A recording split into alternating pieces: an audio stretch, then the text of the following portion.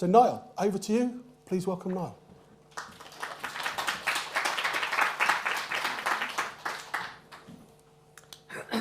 Thanks, Jono, and thanks for having me here today. As Jono says, my name is Niall Downey. I'm from a company called Framework Health. The idea was that the industry I'm about to talk about, if anything goes wrong, we have a framework we default back into, which carries us through most issues, and I'm trying to teach the same type of approach to healthcare. I'm available on LinkedIn, as John has found, after I stalked him. On Twitter, with a website as well. And if anybody wants to get in touch, any comments about today's presentation, any criticisms especially, because that's how we improve. Tell me what worked well, what works badly, and we can modify it then from that. So my day jobs, I fly one of these yokes across the Atlantic. I've been with Aer Lingus for 24 years now. I've been a captain for about 11 of those now, and I've been based in Manchester for about the last 3 or 4 months. Before that, I was Dublin based and Belfast based. I'm now flying these across the Atlantic out of Manchester every week. So I'm going to try and give you a viewpoint from aviation, how it translates to healthcare. Now, what do I know about healthcare? I'm actually a recovering cardiac surgeon. I was a cardiac surgeon in Dublin and Belfast in the 90s, and was back when the SPR system came in. And it was fairly straightforward. There weren't enough seats to go around, and a group of us were going to fall between the stools and be left unemployed, basically. So I was one of those. After a couple of years after getting my fellowship, was left with no option but to jump ship. So by pure fluke, Aer Lingus had a half-page ad in the Sunday papers the following week, and I applied, and here we are. Now, when I got to aviation, it was a bit of a culture shock. It's a different animal altogether. So has anybody here ever made a mistake? Right. How well does it go down at work? Is it welcomed? Do you tell everybody about it? Not if you want to progress. Not end up as an airline pilot. Okay, that's our basic premise in aviation. We assume we're going to make mistakes. Mistakes are everywhere in the world. We lost, by the way, but you know. This is the Oscars a few years ago. No. Just after they presented the Best Picture Moonlight, Oscar. you guys won Best movie. Picture. Live on TV in front of tens of millions of people. This is not a joke. I'm afraid they read the wrong thing. This is not a joke. Moonlight has won Best Picture. Moonlight, Best Picture. It's the year La La Land swept the boards, and we got a bit carried away and accidentally gave La La Land Best Picture as well, even though they hadn't actually won it. Okay, so that's the entertainment industry. So errors happen there. Melanie Vujkovic, ABC News, Mount Sylvia. Now to sport with Meredith Sheehan. So there's live TV. What about politics? Barack Obama visited Ireland back in 2011 when he was still president. It was the biggest security event in Ireland this century. The sounds out of sync here, but you get the gist of it. So there's the beast. That's him coming out of the American Embassy in Ballsbridge in Dublin. Now, to put in perspective, all police leave was cancelled for the entire duration of the visits. There was helicopters in all 4 corners of Dublin. The airport was sealed off. One of my friends at the time was the head of the Garda Sub-Aqua unit. They spent the previous week patrolling all the sewers under Ballsbridge. They checked that they were clear and then welded all the manhole covers clear. And then as he was coming out of his own embassy, the beast got beached on the way out because nobody thought about the length of it. So he's now there as a sitting duck for any terrorist who wants to take him out. Couldn't go backwards or forwards. The car was there for 4 hours. Now, by pure fluke, there's always 2 beasts, and if you look carefully, he was actually in the second one. So they're able to reverse and go back out the other way, which is the way they came in, which is why it didn't happen the first time. So there's politics and security. Now, you were laughing when I mentioned politics. Now, who are you thinking of? The inspirational leadership of Vladimir Putin, the inspirational leadership of Volodymyr Zelensky. Forgive me. Right, so 3 aims today. First aim is to try and convince you that error happens in all walks of life, even at the very highest levels. So can we tick that box? Yeah. Grand. So the basic message then that we have in aviation is error is nothing to be ashamed of. We all make mistakes all the time, and it's no big deal.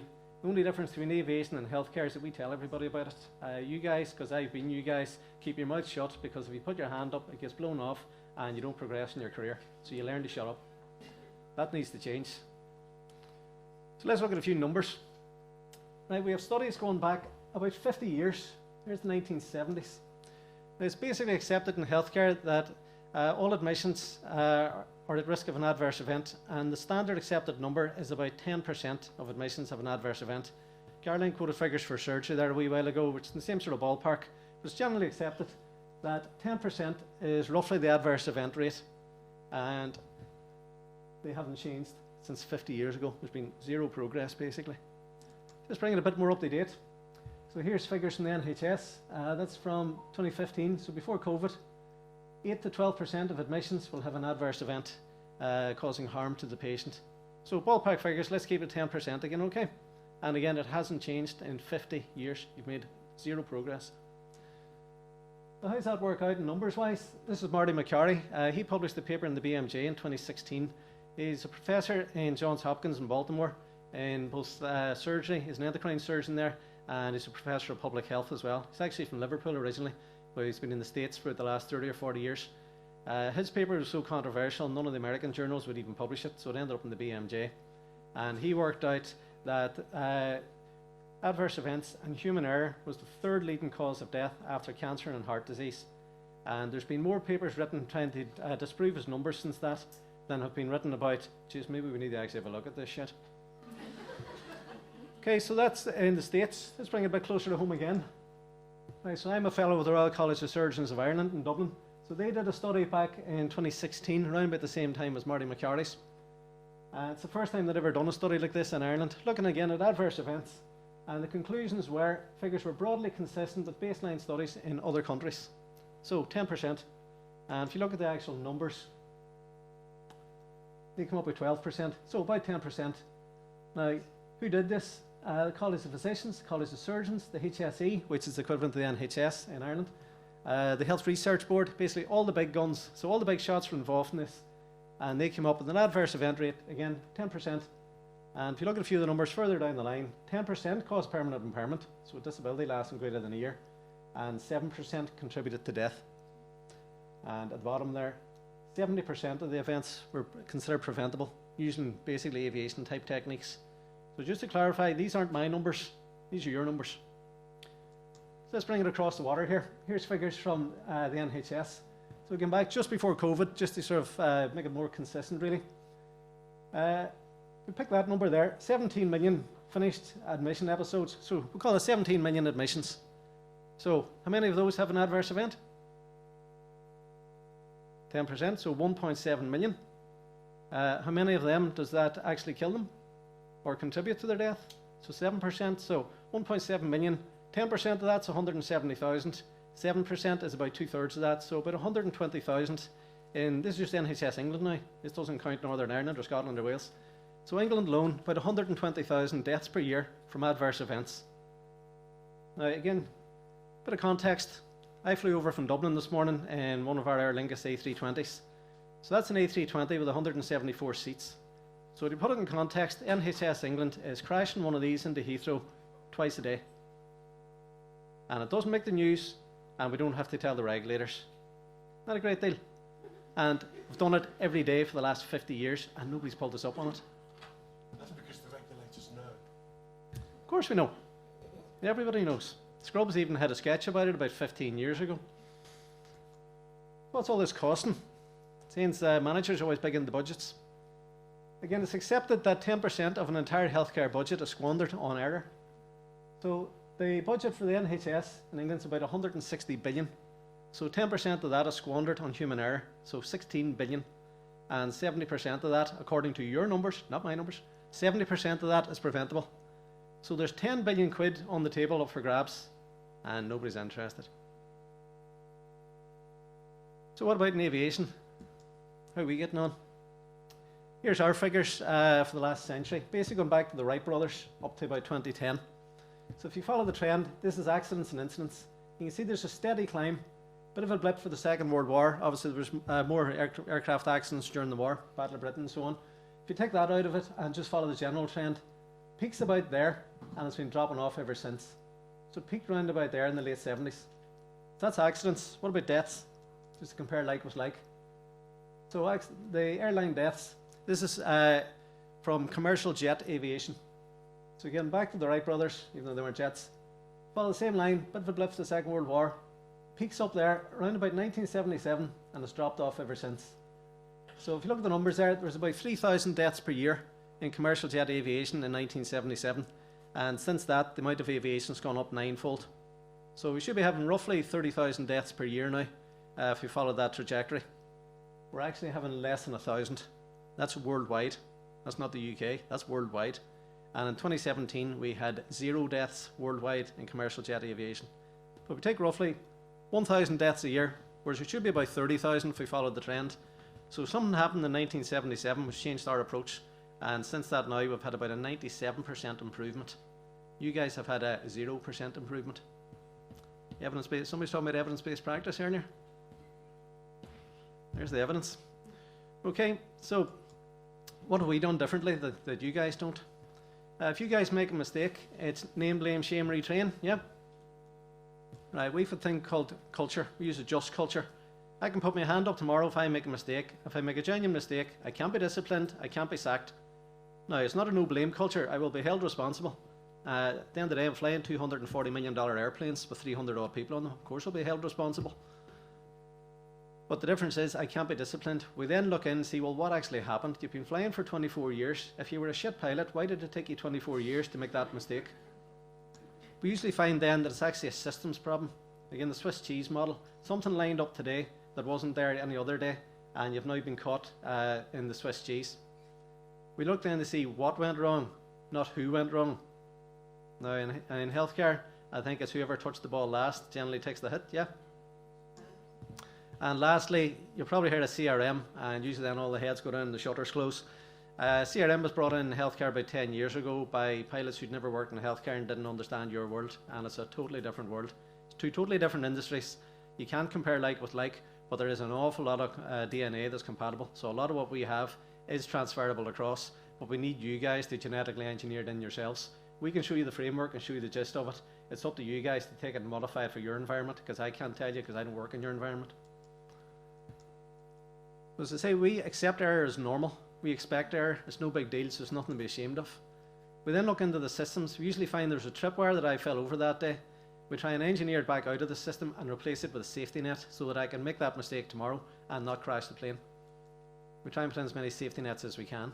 And we train staff to manage error, which is the whole CRM approach. We expect to make error, and it's part of our operating system that is designed that I can make mistake after mistake after mistake before I actually crash the plane. To give me the best possible chance, I'll try and catch the situation. So avoid, trap, mitigate. Summarize it in one slide, basically. Our whole approach is, where can this go wrong?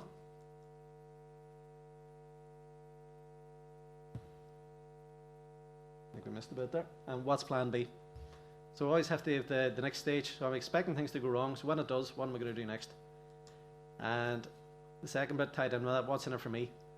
So medication errors. If you make a medication error, it then goes to the board, who then come back with a new procedure after they spend about 3 months looking into it. And I bet you the new procedure is an extra check that you have to cross-check it with somebody else. So you made a mistake because you're short-staffed, you're tired, and you're too busy. So we'll rectify it by making you even busier. So what's in it for me? Does that work? No, and that's partly why you've made no progress in 50 years, because nobody took you guys into account. That has to be factored into it, or else you're going nowhere. So error management. Again, a lot of the stuff that needs changed, I can't fix. It's the government need to do that. You need more staff, you need more breaks, you need better resources, resources distributed in different ways. What I offer is basically PPE, it's personal protective equipment. It's not going to make the stuff go away, but it'll try and protect you against having the error or reduce the impact of the error. Your research shows that we can reduce errors by 70%. And what we do basically provides the same framework we have in aviation, the same framework applied then for patient safety. Just compare our two worlds briefly. Medication errors are a big deal. There was a study done in the BMJ a couple of years ago. How many medication errors are there in NHS England in a year? Anybody believe that? Thanks, Alan. Isn't that mind-blowing? There's only 60 million of you living here. So there's 2 bottles of heparin. What's the difference in those 2 bottles? Same size, same shape, same colour, same label, almost the same name. That one's 1,000 times stronger. Where can this go wrong?